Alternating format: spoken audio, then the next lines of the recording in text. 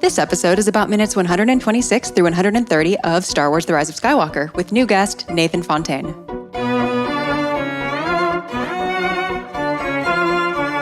Hello there, and welcome to Star Wars Music Minute, where we celebrate the music and sound of Star Wars 5 cinematic minutes at a time. I'm Chrysanthi Tan, feel free to call me Xanthi, and today is all about minutes 126 through 130 of The Rise of Skywalker.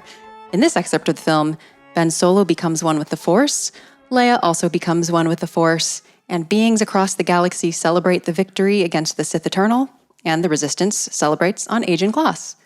Today I'm really excited to have, for the first time, another one of my Aussie Star Wars friends, Nathan Fontyn, who runs the Music by John Williams Twitter account. That's how we probably were first acquainted. That's probably how we first interacted. But you are a real person, and hello, Nathan.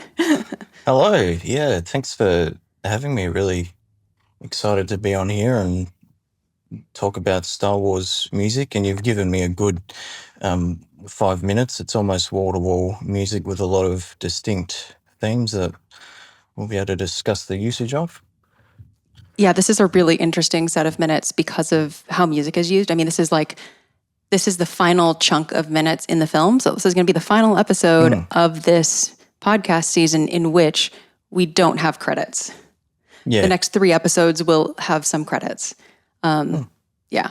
Next week's episode is with Frank Lehman, and we have the final scene going into the credits. And then after that, it's 2 full episodes of credits. But yeah. It's long credits, isn't it? It's really, it feels long when it spans 3 episodes of the show in 5-minute chunks. So I thought maybe we just jump into the minutes. All right.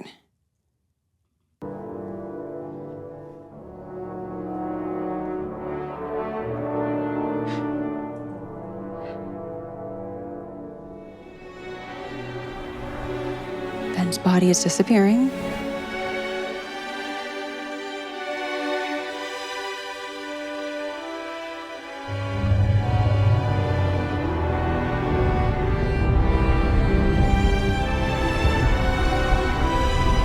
I'll pause for here now, because now it's changing into a different thing. But what we have here is the final, is kind of the wrap up of the Reylo stuff. Yes. On Exegol. So I have some screen grabs up here. We have, I think it's a really funny maneuver. It kind of spans the end of last episode and the beginning of this episode, where like they're kind of like leaning one way and then they kind of like fall back the other way because Ben falls down dead. And then we do see Ben start to immediately disappear in true Force Ghost style. Yeah. It is kind of funny to like see his clothing remain. It's like just a headless. And then Leia, meanwhile, at the same time, her body is also disappearing.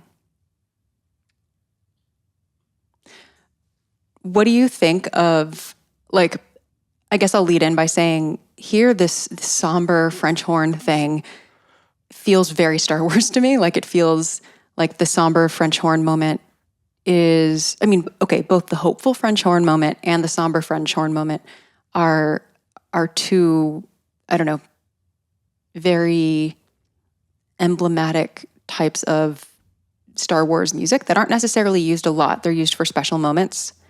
And here, it's the end of the Ben Solo's redemption theme. It's an incidental motif. Yeah, I think because of the fact that it's horns, it feels like something we might have heard before in Star Wars, but it's not, is it? I don't think that particularly, it's an incidental motif, so it's purely just that moment, isn't it? Yeah, I don't remember hearing this, I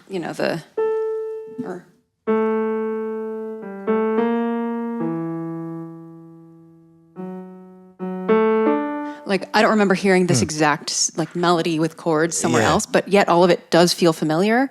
And I was kind of saying this last episode, it does remind me of the other somber French horn chorale that is Resignation from The Last Jedi. And that one, to jog your memory, is when Leia is sitting by the window. We're seeing the hyperspace.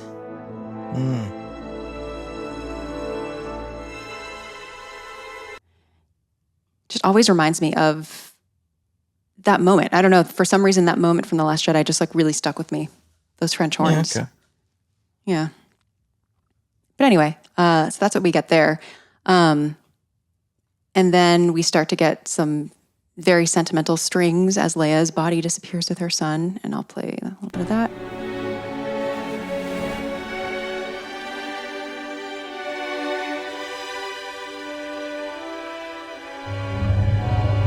With like a solo trumpet.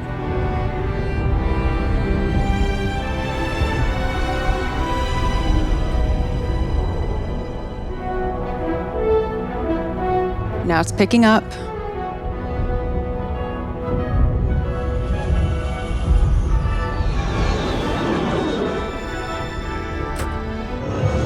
There, look! Red 5 is in the air. Ray's alive. And now... I see her. People are rising up all over the galaxy.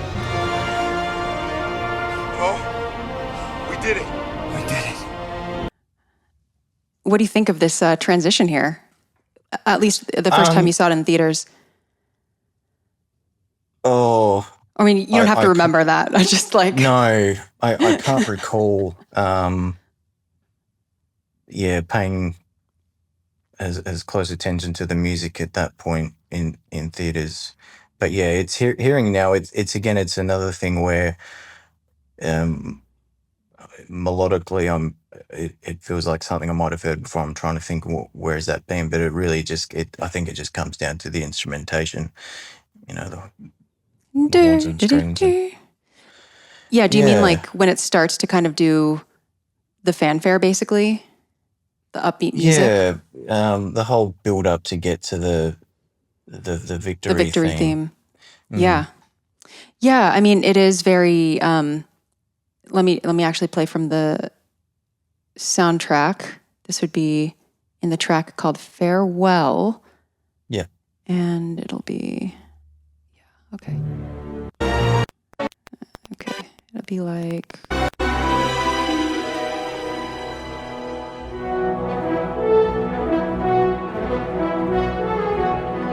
I mean... Dun, dun, dun, dun. Like, there's just a lot of like... It's very fanfare-y, like the intervals used and the rhythm, the dotted kind of da da da da da da, kind of the triplet, the dotted triplet figure. Yeah, I agree. It feels familiar, but I can't place exactly what it is, and it's probably just in the same style as lots of other fanfares. But then we do have that big build-up to the victory theme, with the choir also singing chords. Do you remember not how you took the music the first time you watched this, but how you took the scene? Like what was happening? Like were you moved at that moment? Okay, we're at this month. It's 5 years since the Rise of Skywalker, so I'm that's really, weird. Yeah, trying to. I don't think I was moved. Mm-hmm. I think towards the end of the film, I really like it, but I accepted it's a bit silly. Mm-hmm. So, I can't say I was moved. And I don't think this whole piece of music really stood out to me until I listened to the soundtrack. And that being said, when I listened to the soundtrack, the part, what we're getting to, that with the victory theme and the use of choir in it, was my favorite moment. I kept going back to it. I just loved that. I guess I'm a sucker for a choir, particularly when John Williams uses one, and it's it's a celebratory kind of moment. So yeah, I can distinctly remember my first time listening to the soundtrack and going back here. So that's another reason I was thrilled to get these minutes. I thought, oh, if I've got my favourite moment in the whole score, and that's great. That's great.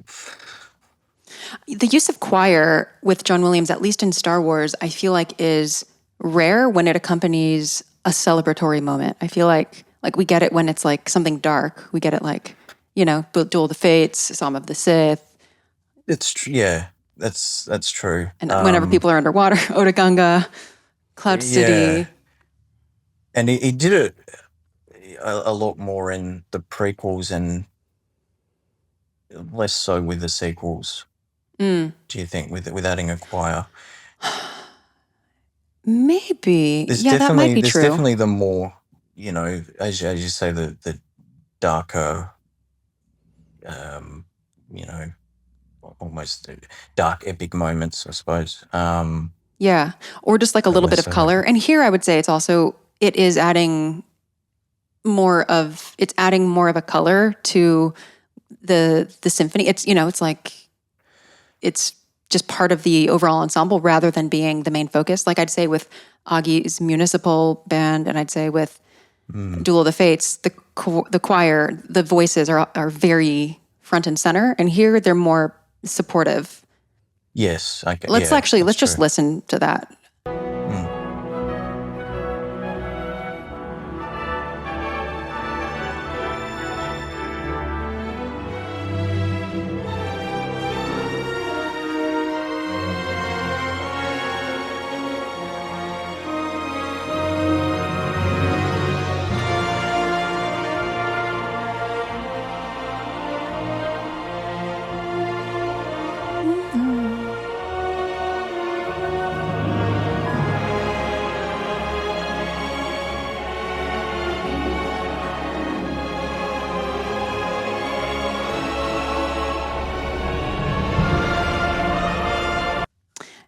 Yeah. I think I smiled because there was like a funny part where I couldn't tell if it was like a weird violin slide or just a weird edit or something. And I'm not used to hearing moments like that in the sequel trilogy soundtrack. Like in the original trilogy, there's tons of weird artifacts and like parts where it sounds like kind of a note is hit weirdly. But yeah, I'm not used to hearing that in this soundtrack. Yeah, but the choir is really doing like making the whole thing feel more floaty, I think. Yeah. And it's also, to say it's it's very close to being my favorite music moment in the trilogy. But the thing about it is when as I say, I was obsessed when I first heard it and kept listening to it. I had no visual recall. I wasn't listening to it and picturing what was happening in that scene. I couldn't actually place where it was supposed to be. Whereas I think the standout moment for me in this whole trilogy is, say, the introduction of Rey's theme, because I have that distinct memory of being there and the very first screening and the anticipation of that movie was so big for me, because I'm thinking, oh my gosh, we're getting a new Star Wars score from John Williams in my lifetime. And when Rey's introduced and we hear that theme, it really stands out. And I just remember that moment thinking, oh yes, here we go, brand new John Williams Star Wars theme that's instantly iconic. And I just had that visual association when I listened to the soundtrack of Rey in the sand and going down the hill and all that. Whereas this, it's purely, I loved it just because of the sound of it. Yeah, I think this actually is. I really like the music in The Rise of Skywalker, particularly the two. I lied. I like pretty much all of the new leitmotifs in The Rise of Skywalker. And listeners, you can go back to episode 1 of this season where I introduced all of the new themes that we were going to get throughout the movie. But I like some of the Sith, I like the Sith artifacts ones, the dagger and the Wayfinder. but it's easier for me to like sort of evil types of themes. What's harder for me is to like very sentimental ones, and I think friendship and victory both nail it for me. Like those two really work for me, and this victory theme here, I love how it seems like it keeps rising, and it feels kind of like it's continually blossoming or something. Particularly, let me go back to the minutes. There's this chord.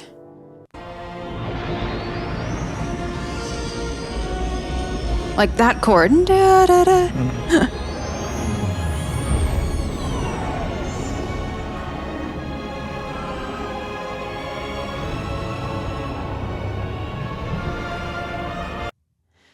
Like it feels so simple and so, I don't know, purely, it's not cynical, I think is what I'm trying to say. Yeah, I get what you mean. And like I'm someone, when it comes to music and movies, I guess only general, I do lean towards the more sentimental kind of stuff.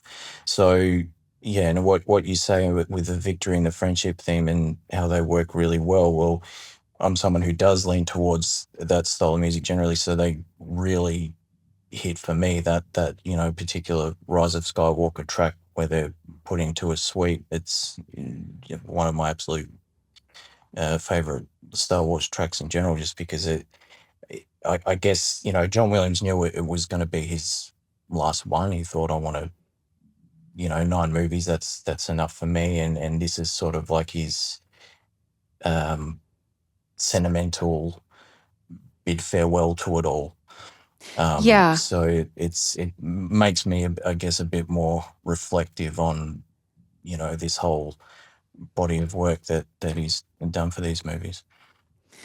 There is one sentimental theme in the sequel trilogy that does not work for me, unfortunately. It's from The Last Jedi, and it's Rose's theme. Okay. That's the one where I just, my very first watch in the theater, I loved The Last Jedi, and the only part that I was kind of like not as happy about as the rest of it was just like Rose's theme. I was just like, oh, I don't care for this theme. I get what you mean. I mean, I do like it, but it's not. I think it's the most identifiable new theme from The Last Jedi, and yet it doesn't define that movie. Like if John Williams is going to do anything from The Last Jedi in concert, he's going to do that. The Resistance is Reborn, but if you're hearing that, it just doesn't suit the kind of darkness or the edge that is The Last Jedi. It's a nice theme, but I get what you mean. It is nice. And just to remind listeners, like it's like,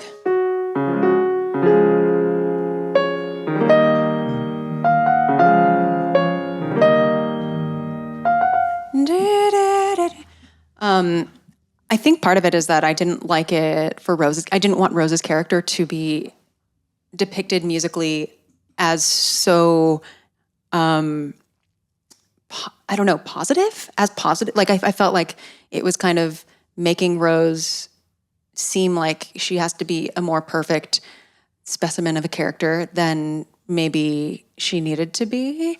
I'm not sure, but anyway, this isn't about The Last Jedi. It's almost like it's signifying she's supposed to be like this little glimmer of hope. Yes. In this dark story. I think that's what it was trying to do, and I think that's a fine attempt, and I think it has succeeded at that attempt. I think maybe I just didn't want that. Maybe I just didn't approve of the strategy to begin with.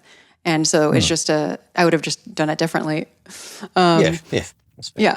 But anyway, yes, victory is great. Very good. I'll keep playing from the minutes, perhaps, unless you have more thoughts before we move on. Well, I also I think another with victory and the whole choir and thing. I think John Williams used the choir most. There was like this period, the late 90s, early 2000s, where I think you hear it the most in his scores. And even his 2002 Olympic fanfare Call of the Champions, that was a lot of choir focused. And I would also think the closest sounding Williams piece to Farewell, to this bit of Farewell. So that was just a comparison I thought of. I'll put a link in the show notes. What was it called? Champion? So Call of the Champions. Call of the Champions. Okay. Did they play that at the Hollywood Bowl? I think when it was last year and they did some choir pieces, it was Gustavo Dudamel and John Williams conducting last year. And yeah, I think John Williams in his part did conduct it. I mean, I didn't go, but I followed Right. all these things. Yeah, okay. Yeah, Yeah. I will definitely put a link to that in the show give notes it a so people listen. can There's listen. a particular bit. It's like da, da, da, da, da, and then the other choral bits are these Latin words. I forget what they mean, but it's to do with sport, Winter Olympics. So Call of the Champions, John Williams. I feel like we could just do this now. sounds like they're singing about juice. It's Did you say Beetlejuice? no, it sounds like they're singing about juice, like gin juice, plum juice, but that's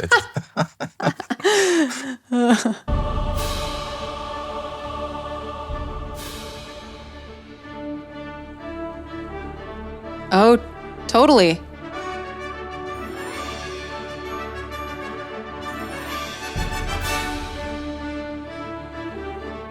No, I do hear it. Oh, okay. I Yeah. also hear it Well, sounding keep kind of going like for a Rose's bit. theme.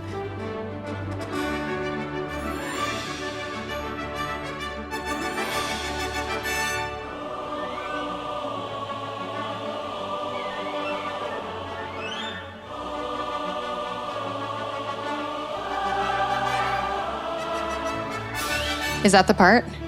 yeah. That's what sort of comes to mind for me. It's. I mean, you say. Sorry.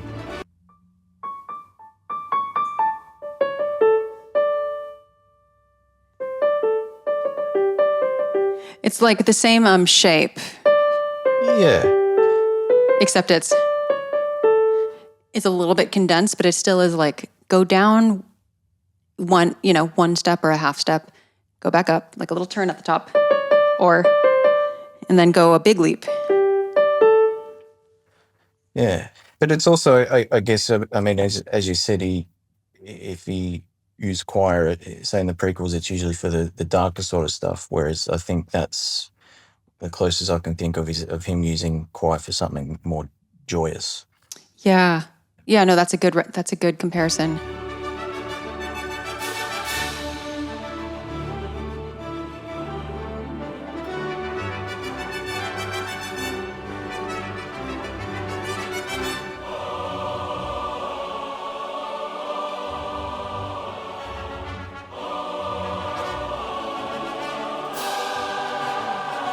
Right, and here at the beginning they clearly had lyrics, but here I think they're just doing wordless. That's just chords. Yeah, wordless chords, and so that is another thing in common here.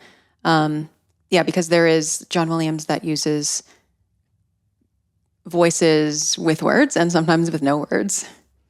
Yeah. Yeah. I guess the other, I guess I can think of a moment in The Last Jedi when there's wordless choir, and it's when Rey is lifting the rocks, and it's kind of it's not a victory though. It's more like this inspiring thing is happening. This magical, like it's less purely a celebration, and I think the Olympic fanfare is a clearer comparison to the victory theme here. Yeah.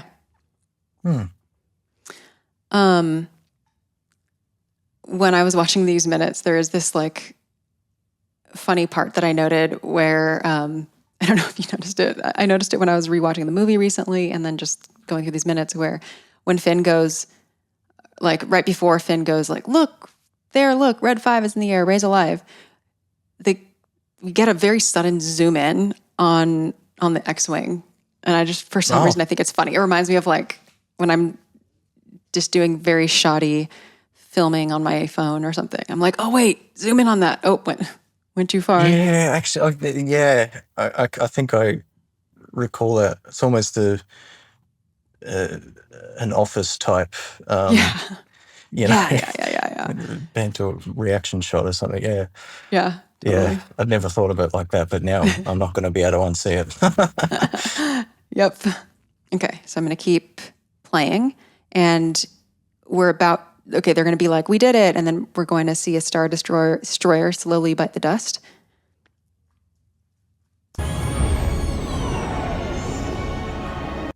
Sorry.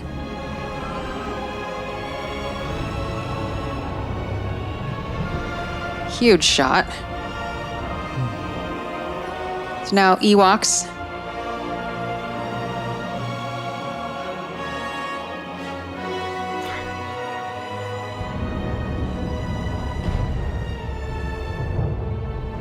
And then triumphant brass theme again. I like this Ewok shot. In one of the novelizations, I believe the Ewok point of view is like, yay, we won, 3PO did it. Oh, okay. Yes. That's good. It looking at those shots, it makes me realize maybe why I wasn't noticing the music so much when I first saw it is because I guess I was thinking more about like, oh, that's Coruscant. Oh, it's the Ewoks. So like kind of, trying to make the connections.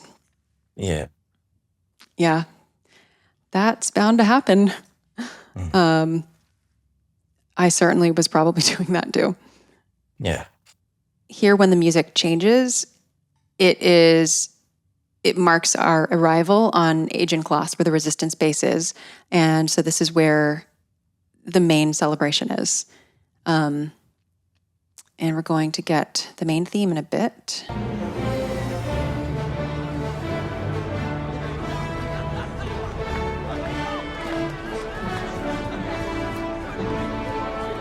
Main theme. On woodwinds, just quite nice.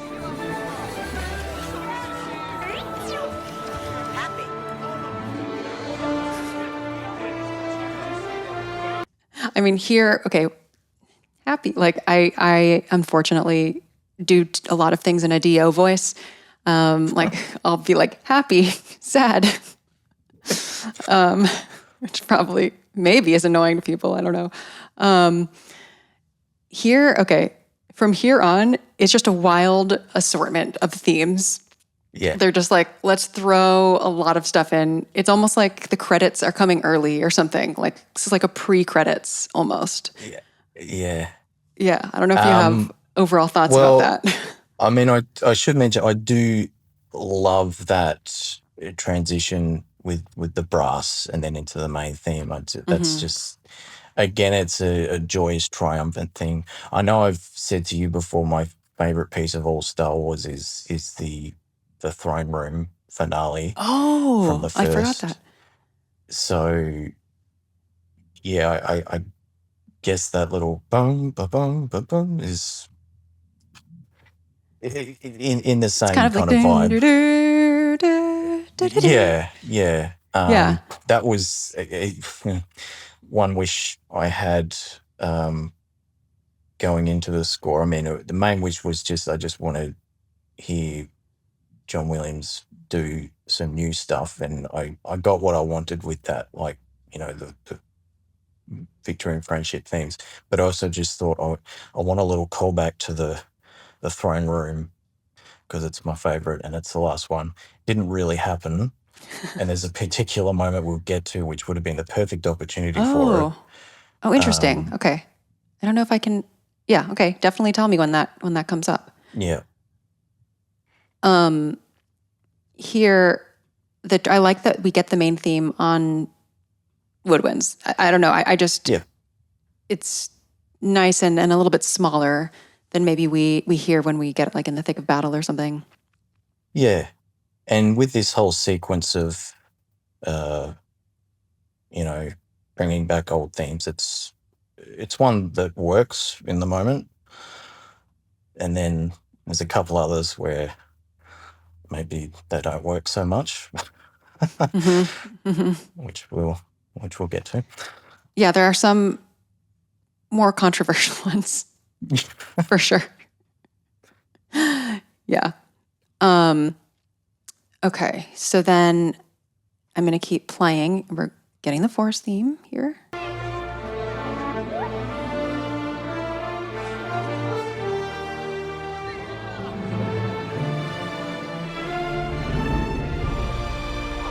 We get it all the way.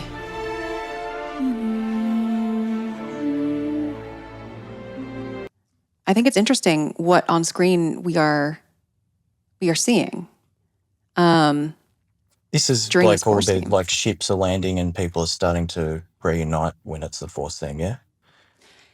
Well, there's a lot of things happening, but I think what I take from it is like, I think it's Finn's point of view, because we see Right. Finn is making his way through like the throng of people and he's looking at other people embracing. And so then we see the other people embracing.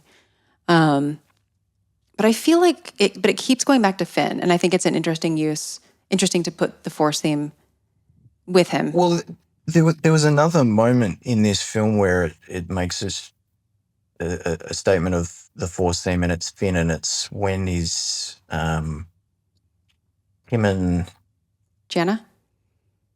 yeah, that's the new girl in this, Yeah. and they're riding on horse things or something, and it's like a thing of the Force theme, which it is a bit.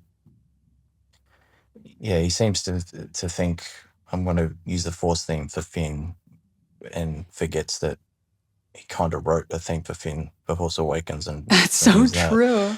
No, that's true. That's true. That's true. But I think subjectively, I think it's it's better to use. I think it's better to use the Force theme when trying to make a connection to Finn being Force sensitive, rather than a Finn theme that maybe doesn't fit the moment as well. Sure. But also, like, we don't remember it as well because it maybe wasn't used consistently. So it's kind of like maybe it would have worked if it had been used consistently. We don't know because it just wasn't. But I think about, like, if I had a theme for me, what vibe would it even be? Because, like, there's different moods and I have, so I do think it's good to not be like trapped in a character theme for a character doing something. But no, I do see what you mean though. Like it kind of just speaks to like, it's just one of those themes, Finn's music, I guess, that kind of got dropped, kind of like droids kind of mostly got dropped. Yeah. And I wonder why that happens. I think it's probably just an of the moment thing. Like he's just got to score according to what suits the scene best, and in terms of what was happening those couple of times with Finn, he probably just thought the Force theme was most appropriate. Yeah, and I think like maybe themes get dropped or just as the story of a trilogy changes. Like so maybe John Williams in writing the music for Finn in The Force Awakens maybe was expecting something more of a journey from that character, just like he probably expected more of a journey or more prominence with Rose, which is why he gave Rose a lot, like very big music. And he couldn't have guessed that maybe that Rose would be almost cut out from the next film. He wrote a big theme for her, so he was just He always talks about writing Leia's theme. It was supposed to be a romantic theme for her and Luke, and right. So then he had to, then he had to write a new one. So in that case, he could have written a new theme for Finn. That might have been. That's true. But then I would say Finn's role in the trilogy probably was diminished a little bit. It was, yeah. Yeah. Okay. So now Finn and Poe and Zori are doing their little exchange. Oh, yeah, that's, yeah. Yeah. Where Zori's like, they nod at each other and Zori shakes her head. I was like, gives her a suggestive look. Yeah, and then I'm going to go back so we can hear that transition.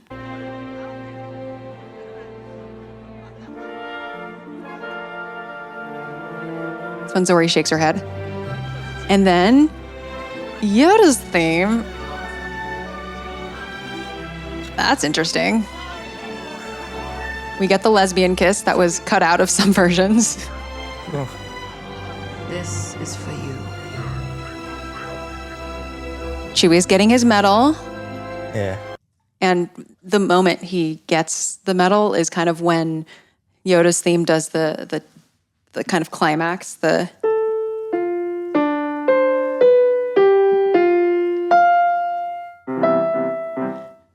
when he gets the medal. So it's a nice moment. Again, why is it Yoda's theme? I don't know. Yeah. I don't know. I do have some thoughts. Chewie getting the medal is where a throne room callback would have been picked, just like a da da da da da da da da. Oh, you're right. If you're going to be throwing back themes, why not that? That's how I would do it. So yeah, Yoda's theme. I remember that some of the first conversation online seeing about this score was just like, what's up with these needle drops towards the end? And it's certainly, yeah, my first thing is, as everyone was like, why is this? The casual audience viewer isn't, they probably wouldn't know any different. So it's really maybe just again, a novel moment. This is emotionally, we want something familiar, so I'm just going to put in, an old theme to go along with it. But it doesn't work thematically with what's happening in the scene. And my first guess as to why it's in there, and I do remember thinking this as I was seeing it, is, well, this trilogy is all about the legacy of what came before. So it's kind of a maybe supposed to be a Yoda's here in spirit moment, even though he did have one exchange with Chewbacca in Revenge of the Sith, I think. So maybe there's some kind of recall there. I don't know. Chewie's thinking, gee, I wish that little green guy I met once was here to see me get this medal. I don't. But yeah, Yoda would be so proud of me. If only Yoda could see me now. I mean, I think what strikes me about the transition to the Yoda section is it sounds like a fake out to me, because it sounds like it's going to go into...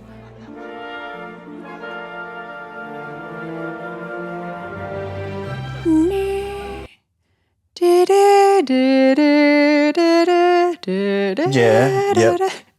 And I think it's interesting, like, it really sounds like, every time I listen to it, I'm like, I keep expecting victory to be there, and it's not. Yeah. It's just, yeah.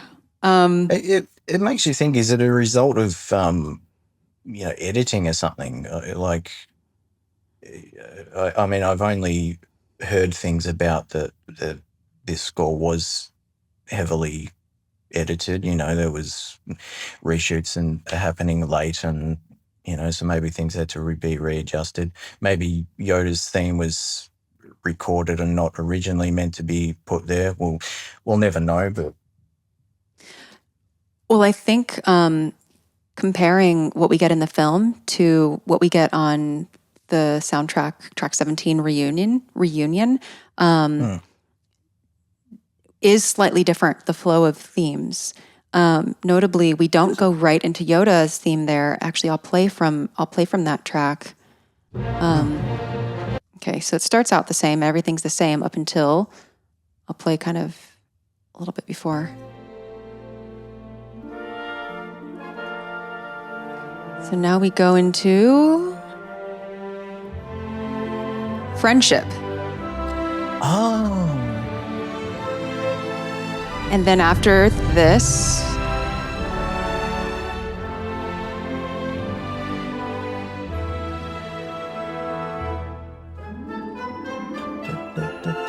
it is Yoda's theme, but B section. Starting with the B section instead of the A section. And that's not in the film, is it? Right. Yeah. Yeah. So I think there must have been. I actually just assumed that track was in the movie. That never occurred to me that, soundtrack version was different. So it does make it. So maybe, like, it makes me wonder if there was.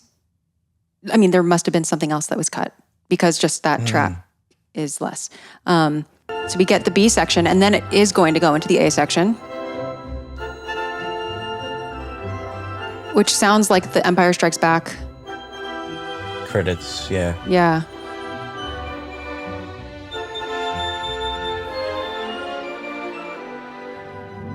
And now the A section. And so that's where we are synced again. Just for kicks, let's compare to what that sounds like in the Empire Strikes Back credits.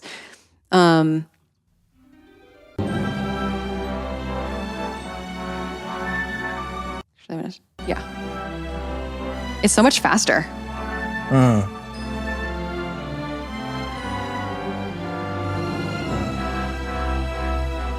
Like way faster, actually. Yeah. So anyway, we'll go back to the minutes now.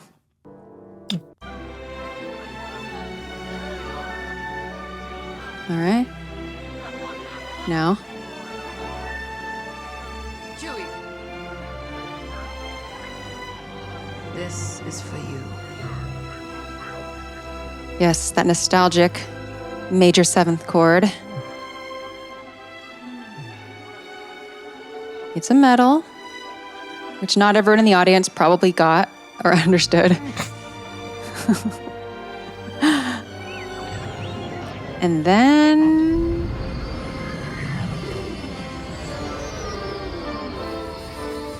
chimes, Rey. Because, of course, Rey is coming back. And she looks messed up. Let me. She's like blood on her face. Like I don't know that I'd be ready after what she's been through to celebrate, but I guess she didn't want to miss the party, so. Yeah. Well, look, I mean, in The Last Jedi, she does all that stuff with Kylo Ren, and then, moments later, she's in the Millennium Falcon going, oh, yeah, this is fun. So she's adaptable, I think. Yeah.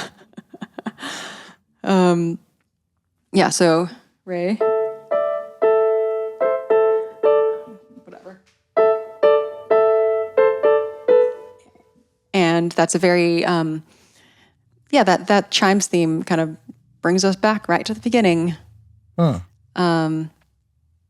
Here's where another interesting thing is going to happen. So, Rey's main theme now.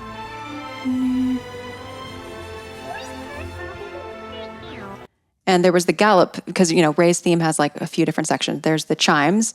Da, da, da, da, da, da. There's the main theme. Da, da, da, da, da, da. And then there's the gallop theme. Dun, dun, dun, dun, dun, dun, dun. And so as we have her main theme, we have the gallop theme in the background. The little flute. Da, da, da, da, da, da. And now, here's one of the more controversial ones. Yeah. Where are you from, General? The gold system.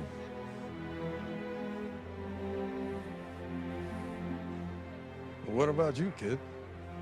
I don't know. Okay, so what do you think of this? Well, So, in terms listeners, of it's Luke what and that, Leia's theme. It's Luke and Leia's theme as Lando and Jana are having this conversation. yeah, it's kind of baffling. But even like without the music, I'm not entirely sure as to what that little exchange is supposed to be about. What's it leading to? No, the use of Luke and Leia was another thing, like Yoda's theme, where I thought, wait, what? And the only justification I could think of for it in the film was, again, it's about their legacy, and because of Luke and Leia, this is where we are now, and they're happy, and so this is their way of being there in spirit. Again, there's better ways to score this whole section. But I also think when you listen to these scores, if you go through and listen to all of the Star Wars scores, on their own, which I've done a couple of times, just playing them in the car, it's a big 42-year journey. It's a 9-part symphony is how I think of it. And what Williams is doing by the end of it is circling back to where it all began. Like literally at the end of the credits is the main title. So I feel like he wanted to find opportunities to put in his favorites. Like Yoda's theme and Luke and Leia he'll do in concert. Same with, the Imperial March, he'll always do that. And that snuck into the credits there. Well, actually, I wouldn't say snuck in. It's pretty dominant. So, yeah, in the context of the film, these throwbacks don't work, but it actually, for a pure listening experience of this whole story, it's actually nice. I don't mind. It's not exactly where it all began, but from Williams' point of view, it is, because I guess to him it's kind of blurred together as the first three, and where it started, and yeah, he just loves doing them. But again, and that's going by the assumption that it's his intention to score that scene the exact way. We don't know if it's a result of editing or whatever. Yeah, or if that was like tempt or just yeah. Yeah. I think it works on the basis of family as a general concept, like Luke and Leia not being about Luke and Leia, but about being about family, like a blood relationship. And I think Lando is trying to insinuate that maybe they're related, or maybe he can help her find family or something. Yeah. It is a little bit of a stretch, I agree, but I don't know that we have any like themes in Star Wars that are any more just about family. Yeah, that's true. Yeah.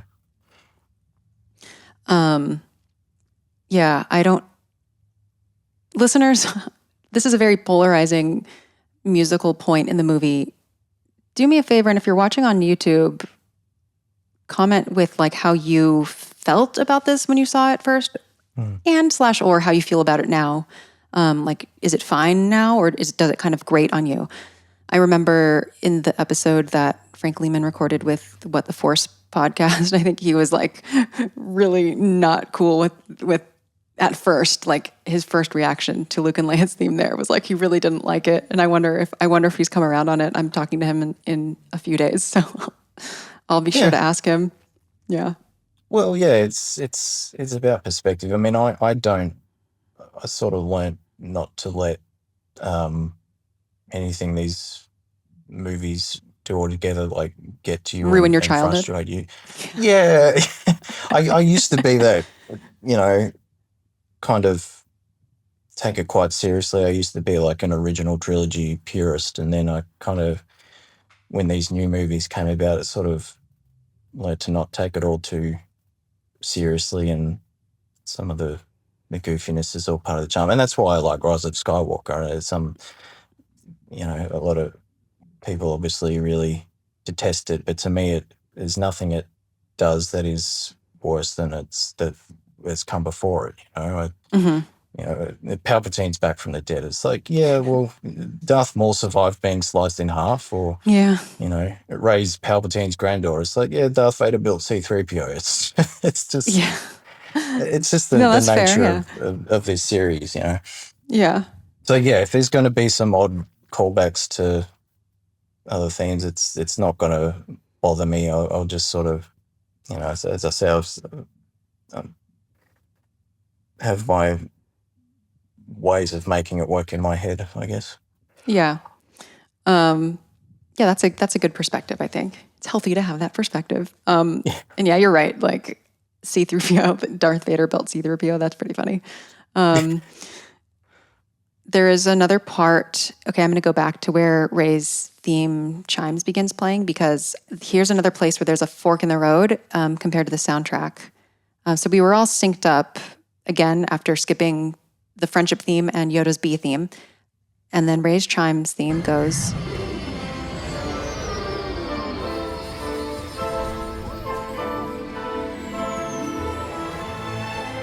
So it goes right into her main theme. Now on the soundtrack, it goes reunion. Okay, I'm gonna skip forward to where Rey's theme is.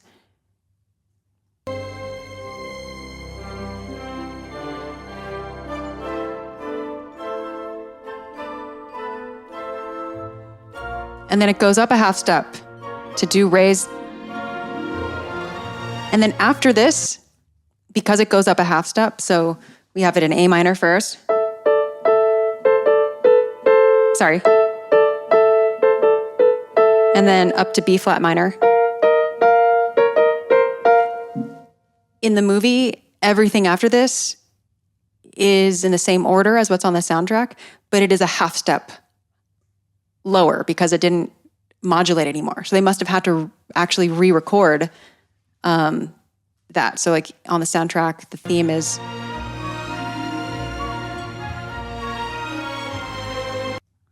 a half step higher than it is in the movie, which is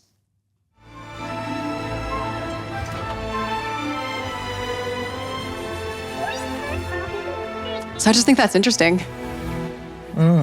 Like they must have needed to cut exactly the amount that is the 2 bars of the modulation. Like it's just a short part. And then, nope, this is too much. Yeah. Because after that, it's all the same, just a half step, offset. And I think like it's still, I don't think most people would notice the difference of a half step. It's just like a half step higher, I think it just, the 2 keys that everything is in, or, just the 2 offset by a half step, it just makes instruments speak a little bit differently. So, like I think the flute is much more prominent in the higher pitched one on the soundtrack than in the movie. The gallop theme going, and I don't know, it just probably because it's just higher, so it sticks out more. But yeah, just that's a little other a fun fact about this movie and the soundtrack. Yeah. Yeah. If anyone knows once what again, happened here, please let me know.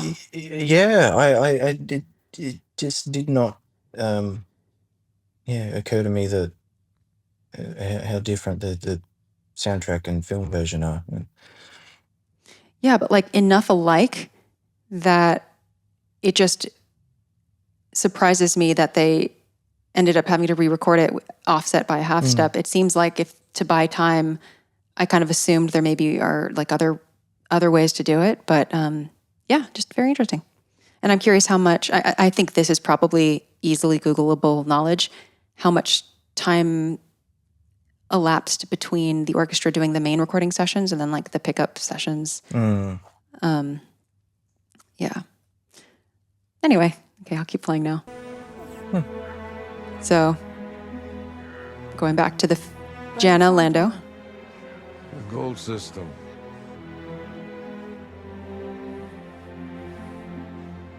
What about you, kid?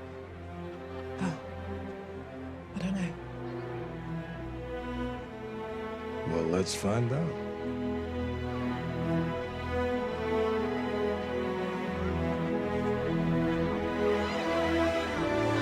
I do love Luke and Leia's theme. Oh, yeah. Mind you, out of the 3 Leia themes, it's maybe my least favorite. But I mean, Leia has 3 really amazing themes. yeah.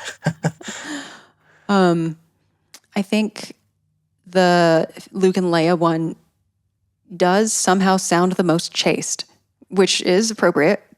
It reminds me of, are you familiar with Leonard Bernstein's Candide operetta? Only the overture. Okay, yeah. I'm going to play the finale from Act 2. No, we won't. Okay. In truth, Okay. marry There's me, Cunegonde. You've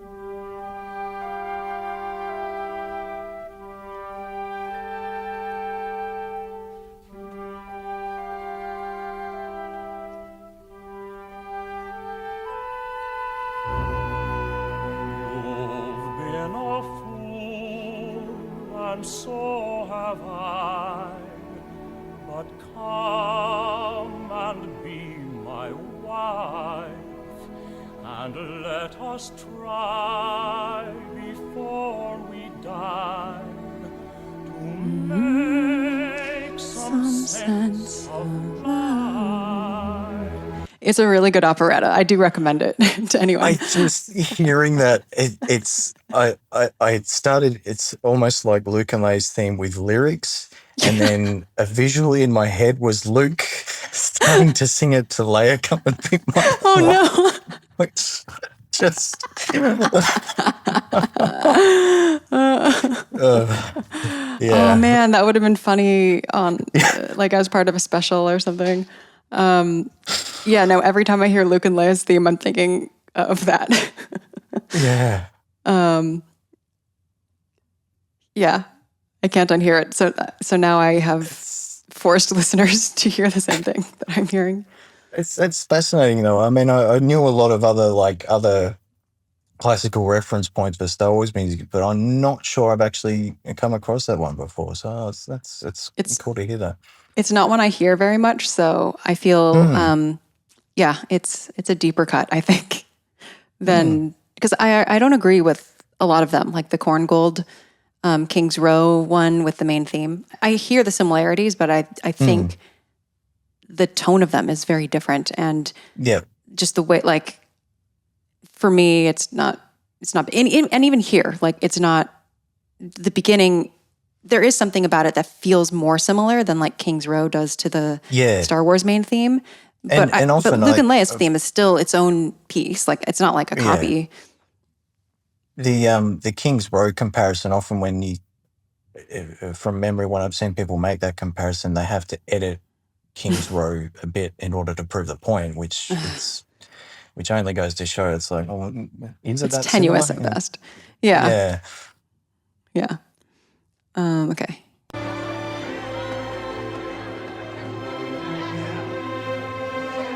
Okay, Rey spots Finn and Poe and gets visibly emotional. And then they're going to group hug. And friendship theme. This is a theme that makes perfect sense here. Yeah.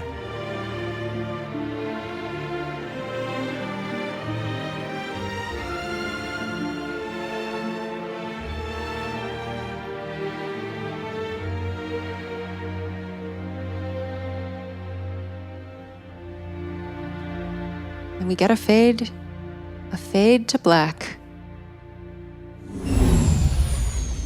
And then we're on Tatooine. But I do love the friendship theme capping this moment. Yeah. And I like their group hug.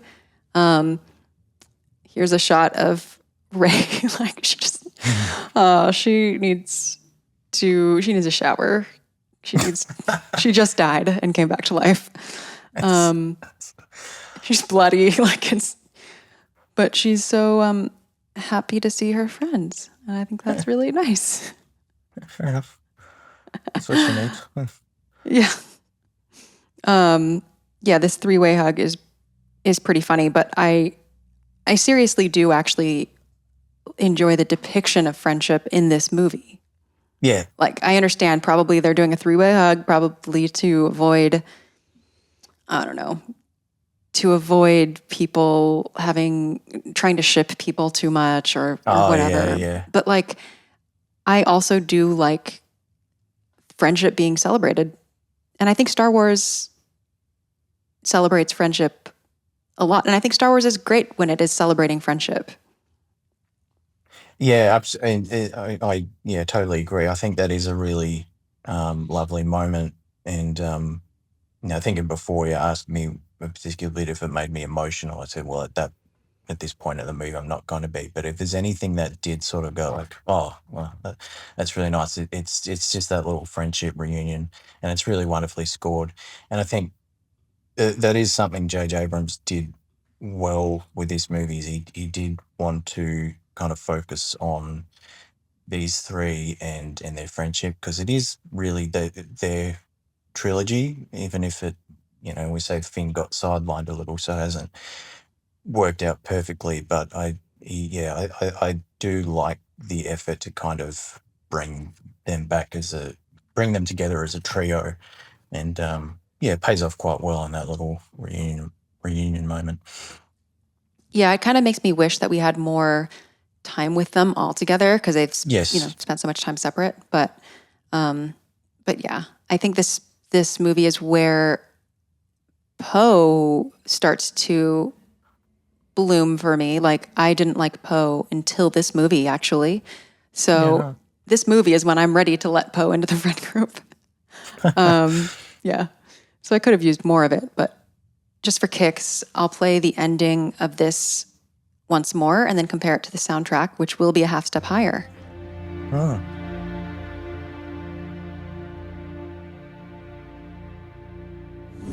Okay, so on the soundtrack, that will be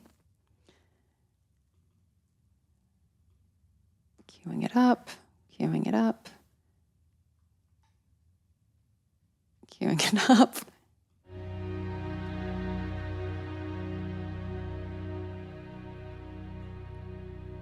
Yep. And it's just because everything is still offset. And then, of course, the rest of the music in these minutes is non-existent. There is no more music in these minutes. Yeah. We just have a shot of Tatooine first. Rey is approaching the ground. And then, yes. We have one line. Oh, I didn't hear it. Did you hear the Utini? Didn't hear it that time. Not quite. I feel like it's somewhere in there. There we go. There we go. There's a little bit of, gibberish going on, yeah. Yeah. And then, it'll just be quiet for a few more seconds until we have the whole next scene with Rey looking over the homestead and everything. But quite a set of minutes, quite a greatest hits almost of some new and old themes. Though nothing from the prequels. Yes, true. Yeah. There was I remember a few months before it came out, there was an interview with Don Williams, John Williams' brother, who's the percussionist, and they were in the middle of a recording session, and he talked about recording at the moment. He said it's wall-to-wall music, and he said just about every theme you've heard in Star Wars is here, which, I mean, take with a grain of salt. It's probably just, the most recognizable classics that we have heard, but it does make you think, was there ever themes from the prequels recorded for this that didn't make the cut? I'd love to know that. I've been trying to find that Don Williams interview. I feel like it's been removed from the internet. Oh, okay. Yeah, because if you have it for some reason, please do send it to me. have done recent active searches for this interview because apparently he gave a lot of hints that maybe didn't come true. Yeah, well, the reason I remember it was because, well, it was a big for me on Twitter, sharing that news. It kind of blew up because I think I was the first to drop that kind of news on Twitter, and then it sort of escalated. Any bit of Star Wars news leading up to a movie, because he said something about we've recorded 2 hours or something, and then there's all these articles hint at the runtime for Rise of Skywalker. It's any bit of Star Wars news apparently justifies an article. So that's the reason. But it was good kind of traction for my. Okay, so Scoring Arts Academy videos private. Yeah, okay, so it's been taken down. Yeah, that's fine. Man, but I did. There's about 2 minutes 20 that I posted on Twitter, and I'll send that to you. Oh, okay. Yeah, great. Yeah, that's cool. Thank you. Yeah, so I'm going to say that I'm going to run down what the musical themes were from these minutes, and then I'm going to ask you a few questions.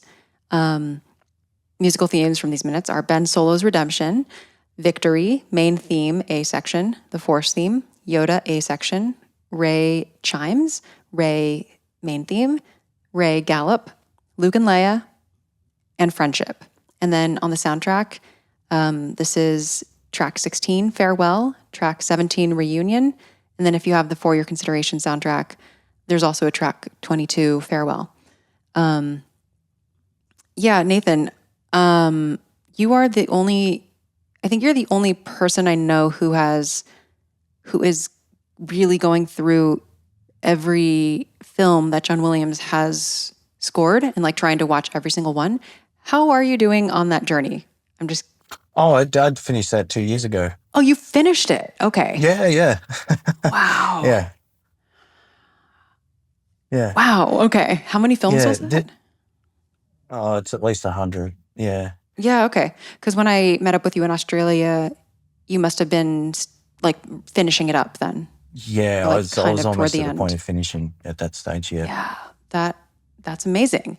Yeah. Well, there is a podcast called The Baton. A guy called Jeff Cummings, and he did the same thing in order, and each episode is a John Williams movie. So I'd recommend that. I'll put a link to that podcast in the show notes. Was it hard to find some of them? Yes. Movies. Particularly, I sort of made a point of doing it about 2017.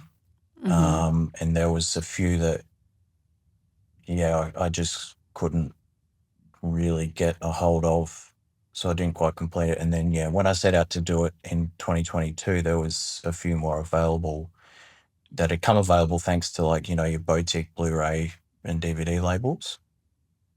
And then, there's some where all I could find was just really low quality, YouTube uploads, which I just settled for those because I thought 2022 was the whole, just a year of John Williams for me. I thought this is the year to do it, So I thought get it over and done with. I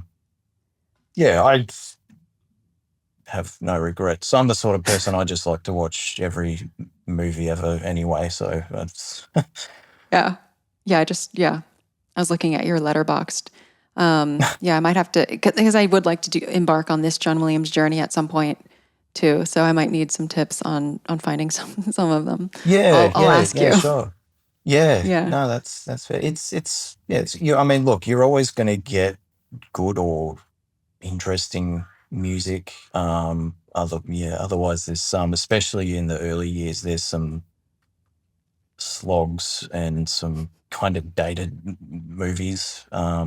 But it's also interesting to look at the kind of collaborators he's had. Like, say he scored a movie that Gene Kelly directed, A Guide for the Married Man. A huge deal for me years ago was finding out he scored a film called None But the Brave. And None But the Brave came to my attention because it was the one movie that Frank Sinatra directed. And Sinatra is another huge hero of mine in music, like John Williams, Frank Sinatra, the Beatles. That's my major three. So it blew my mind to find that those two worked together at one point. And this was early. This was 1965. So it was a very early one for John Williams, when he was still credited as Johnny Williams. Mm-hmm. I remember seeing the credit and being like, "Is that Johnny Williams is in John Williams?" It blew my mind. But and maybe one of the better ones of his early years too, in terms of scores, because he was mostly doing kind of, comedies and things like that, whereas this was a war drama. Mm-hmm. So it gives you those tiny hints of the more serious composer to come. That's really interesting. I mean, it's always helpful to have knowledge of John Williams outside of Star Wars when talking about even his Star Wars films, just because, I mean, one can draw comparisons with Indiana Jones and Harry Potter, but there are also so many other ones that weren't franchises, and for decades before where even these films start. So, I'm curious if anything from either The Set of Minutes or The Rise of Skywalker in general harkened back to other films of his. What do you think? Well, I brought up Call of the Champions before. It's also good to kind of go into his non-film film works. Certainly. His concert stuff can be quite interesting as well. Apart from that Call of the Champions comparison, I've yet to really pick out anything in Rise of Skywalker that reminds me of something from long ago. But it's more these things sort of occur when you watch these much older films, and it's like you're seeing the seeds of of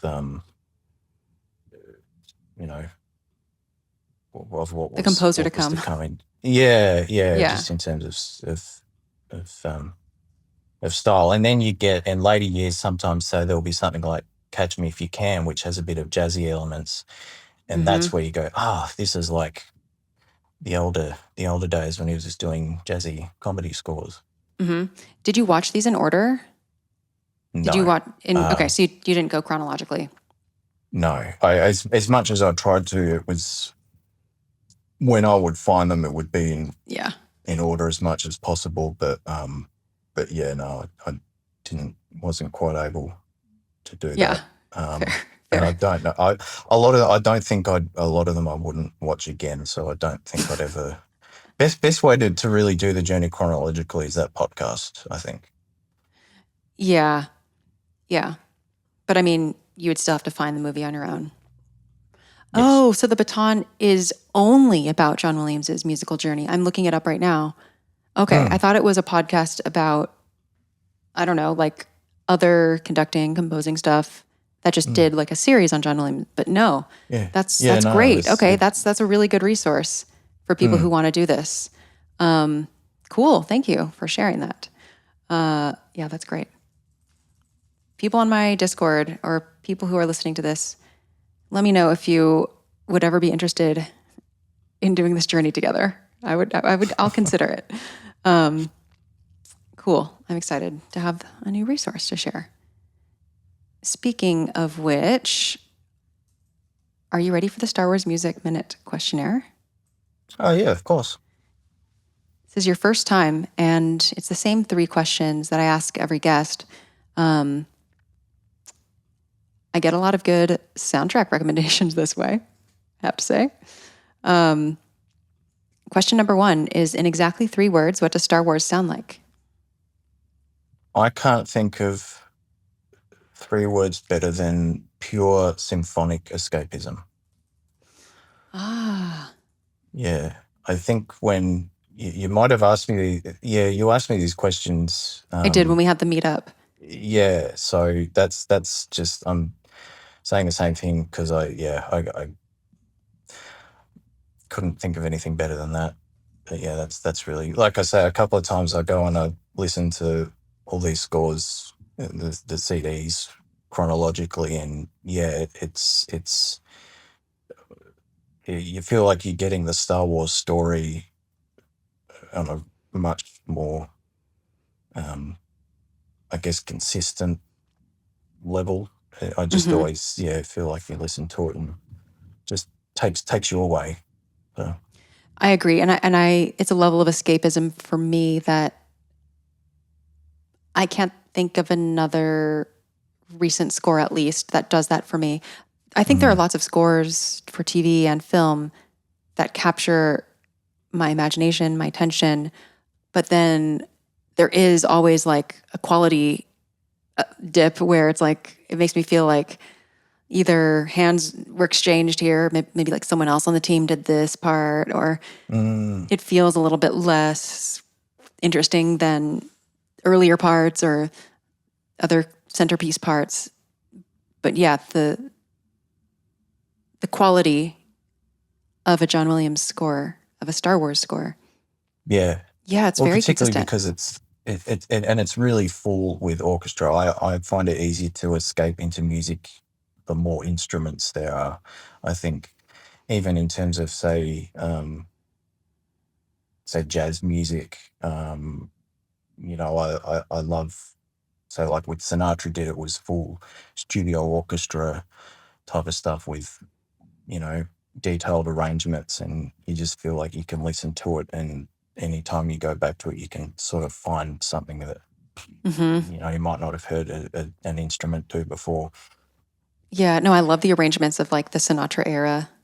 Yeah, Yeah, the orchestras on those albums, those songs are so fun and really fun to play. And I used to tour with Paul Anka, who wrote, some Sinatra songs. And so we yeah, would perform a couple Sinatra songs. But even just like the other Paul Anka stuff, like I was basically in a big band with like two percussionists, whole trombone section, whole trumpet section, like couple keyboardists, couple guitarists, bass, like strings. Like it's so fun playing in a really big ensemble like that with a singer. Yeah, it's very punchy and it's like it's great. Oh, I didn't know you did that. That's great. Yeah. Yeah. Question number 2 is: what is something related to Star Wars music or sound that you want to learn more about? Well, I guess it goes back to something we've talked about. Is I want to know what I want to know when the hell are we getting expanded releases of these soundtracks? I want to hear what else is out there, and also just there's a lot of music in this movie that didn't make it to the soundtrack that I really want to hear properly on its own. So yeah, actually, that's what I want to know is when are we getting this? I want to Yeah. extended listen for all these score. I think only Phantom Menace had like a full score release, which was just like the whole film presentation. But yeah, from Attack of the Clones onwards, we've only ever had the original soundtracks. Yeah, I would like Unless that you too. go into YouTube and find your sort of bootleg recording sessions. But I want a good sounding. Yeah, I want a proper soundtrack. For sure. That's a good one. And finally, what is a score or soundtrack that you're fond of besides anything Star Wars? It can be John Williams, Okay. but Yeah. I will say a John Williams one because genuinely, I mean, I'd say Star Wars is my favorite film score collectively. If I have to single one out, it's Empire Strikes Back. So if there's one score that could topple Empire Strikes Back, it's Harry Potter and the Prisoner of Azkaban. I just that's 20 years old this year, and I still listen to it, and it still just blows me away as to what Williams did with that. It's quite eclectic. You know, you've got a frenetic jazz piece with a night bus. You've got some choral stuff, you know, with the Double Trouble song or the Dementors music. You've got a kind of Baroque thing with Hagrid. All these just, you know, a classic sweeping flying theme from Williams, and all these stuff, but somehow they all work together in this same score. Really impressive. Any kind of left behind a lot of what was established with the first two, which, you know, 10, 15 years ago, I would have said, like, oh, you know, I love this score, but it's not a proper continuation of the first two. But then you look at what Alfonso Cuarón, the director of that movie, did, and it does shape things up quite differently. So the score is going along with that and does it perfectly. So That's, yeah, I feel like people have certainly given Harry Potter as an answer, but not specifically, you know, it's the third movie, right? yeah. Yeah, but not specifically the third one. Yeah, so that's very interesting. Yeah, so that's Empire's biggest competitor. It's like in my head, it's like if there's Inside Out in my head, there's a tug of war with my favorite scores. They're characters and they're playing a tug of war. So in one half you've got Empire Strikes Back, and that's backed up by the other 8 John Williams Star Wars scores. And the other side, it's Prisoner of Azkaban, and that's backed up by E.T. because I think the last 15 minutes of that is the greatest singular composition written for film. So it wants to be the winner, but it knows in order to get there, it has to topple Star Wars. And then I guess the first 2 Harry Potters would be on that team, because it's like, well, Azkaban wouldn't be here without us. But Right. because of that strength of the Star Wars team, it's just those others don't have a chance. So that's how I've worked it out in my head. The If that thing you makes just sense. Yeah, the thing you just said about E.T. Is so famously the last 15 minutes or whatever of E.T. Director Steven Spielberg cut the film to the music that John Williams wrote, which really showed the prioritization of the music there. That doesn't get to happen in very many films, but you just saying it's like the single greatest, music written for film, where it takes 2 to make, it takes more than 2, but you know what I mean? Like the director of any film or show has such an opportunity to help shape the possibilities afforded by the score to begin with. So if the director weren't willing to do that, then we wouldn't have that. So having that partnership with Spielberg and having a good working relationship and being artistically on the same page, director and composer, is so important, and like half of the struggle, I think. A lot of the times when I hear a good composer do a bad score, I think the director probably had something to do with it. And I think different directors can get like different quality of scores out of composers. Yeah. Well, I mean, I listened recently. I mean, talk about the collaboration of composer and director, and in the case of John Williams. So I found out recently, I heard an interview with David Heyman, the producer of Harry Potter, and he talked about with Azkaban, Alfonso Cuarón pushed John Williams to really go for it, and I think the result is all the better for it. And comparatively, I mean, I really love the music for the sequel trilogy. But when I hear, say, J.J. Abrams or Rian Johnson, the way they talk about the process with John Williams was kind of like, well, we hand it over to him and he works his magic. Mm-hmm. And he does, but I do also think there was room in these scores to push a little further, to do some, more original stuff. But I feel like because of his reputation, them as directors were maybe a bit more reluctant to do that. To like mess with the magic. Yeah. The same thing I heard like James Mangold with Dial of Destiny. He says the same sort of thing. And again, I love the score, but there's room for more creatively. I think from Williams. I just think it. When I heard that, I thought, yeah, that makes sense. If he's kind of a guy who will come along and he'll do his job and he'll be very good at it. But if you really want to get the best out of him, you've got to say so, Yeah. I think that's a really good point. You like kind of being like, what is the point in a composer or a creator's career where you stop feeling comfortable pushing them and you start just wanting to like trust them? I mean, I will say that like in this movie, Rian Johnson is the one who pushed John Williams to write the redeemed like Ben Solo theme. The kind of that's good version of the Kylo Ren's theme. Yes. Well, I think was it J.J. Abrams or was it maybe one of the music editors or something? I think it was J.J. Abrams' idea. Was like I need something like a major version of it or something. So we did get that. So there's that. Yeah. No, I actually the editor. I'm thinking of that little throwback to the in the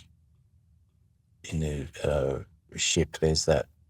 It pretty much pulls directly from Return of the Jedi with that emotional Imperial March bit. Oh yeah. Yeah.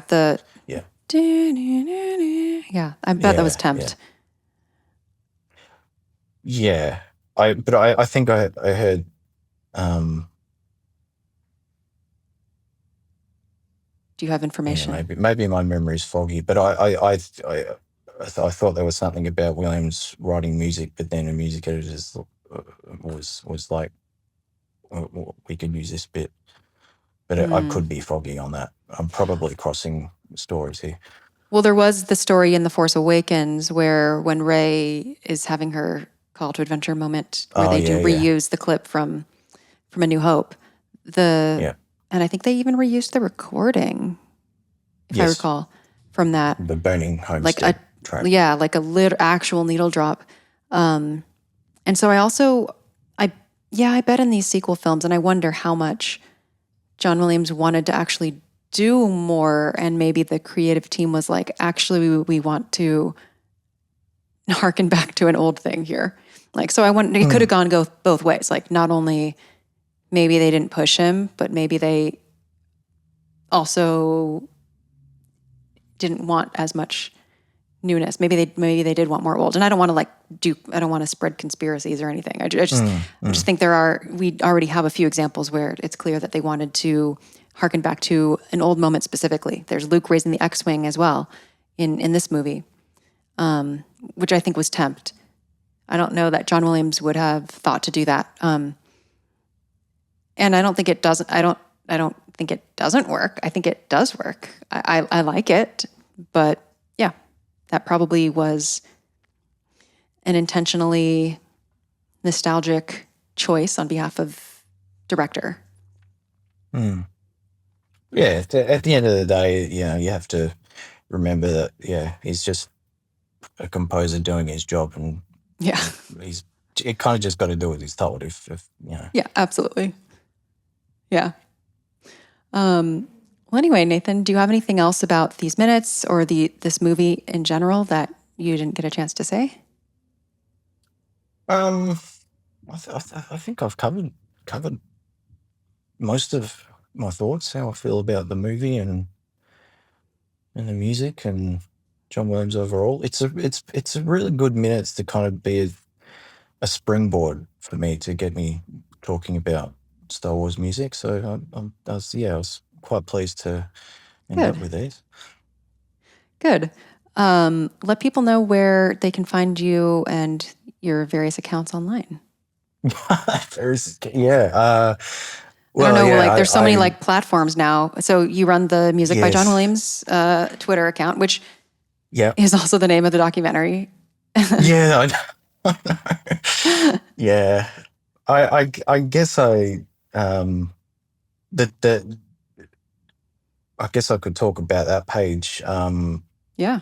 So I created that 2018 because I was starting to be a bit more active on Twitter and found there's a bit of a soundtrack loving community.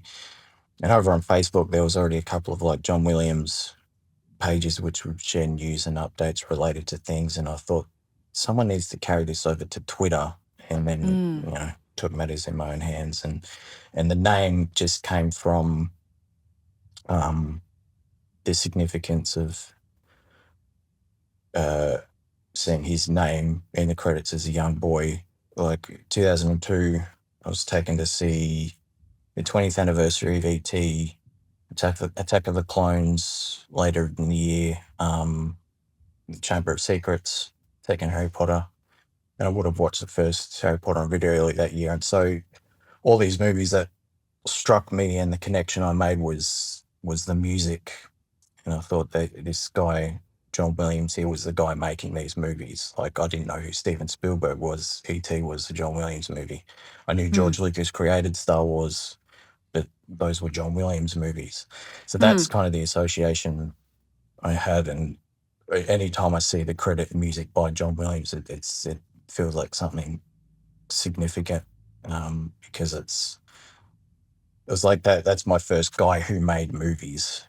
It still feels like that in a way. If there's a new John Williams movie, he's the star of it for me, Yeah.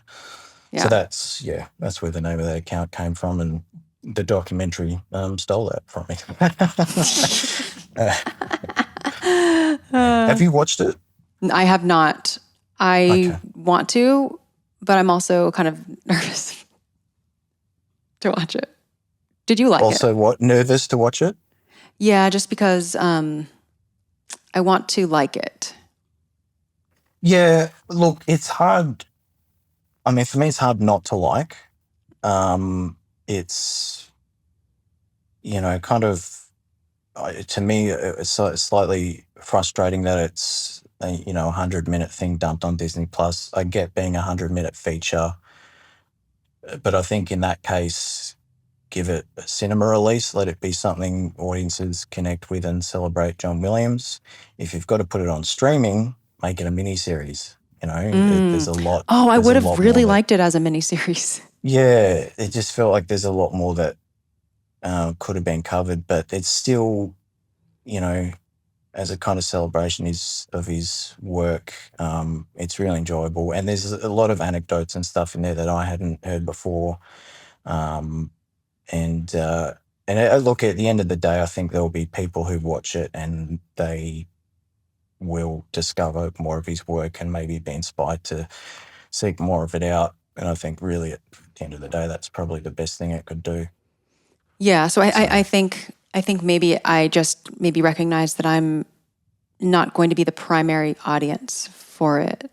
I think. I think I think it does enough for fans, and newcomers. So I gave it like 4 stars, if that means anything. And I will definitely watch it, and when I watch it, maybe I'll post a video with like just telling everyone my thoughts if people are interested in that. Where to follow me? So there's that, which is at Joe Williams _fan. I haven't been all that active lately because there's not much happening in the Williams world.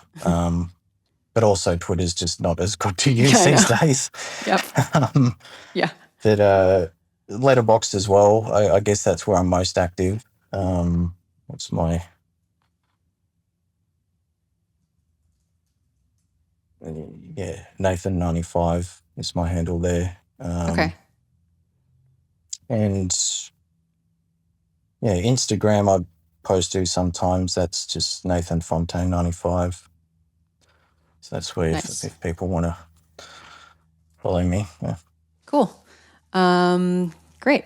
And listeners, you can find Star Wars Music Minute and me, Chrysanthi Tan, on the various social media platforms. I will put links in the show notes. I am on Blue Sky now as both myself and the podcast, so we'll see how that goes. Blue Skies I have that too, but I haven't been using it. But The problem with Blue Sky when you have two accounts is I feel like it's not as seamless to toggle between two accounts or to see that I don't know. But also I'm newer to the platform. I mean, actually I'm not that new, but I just am not that active because social media. But anyway, I always appreciate the YouTube comments. Even if I don't respond promptly, I do read them and think about them for probably a long time, and then think about them so long that I forget to respond until, I don't know, this is a habit for me. But anyway, please continue to leave comments that have questions or any commentary or even corrections on things that have been said on the podcast. And with that, only a few more episodes left this season. Hope that you stick with me through to the end. Next week, we'll have Frank Lehman on the show to talk about that very final cue, which he specifically requested, and get into the end credits. That will be minutes 131 through 105. Thank you for joining me today, Nathan. And thank you, listeners, for listening. May the Force be with you, and I'll see you next week on Star Wars Music Minute.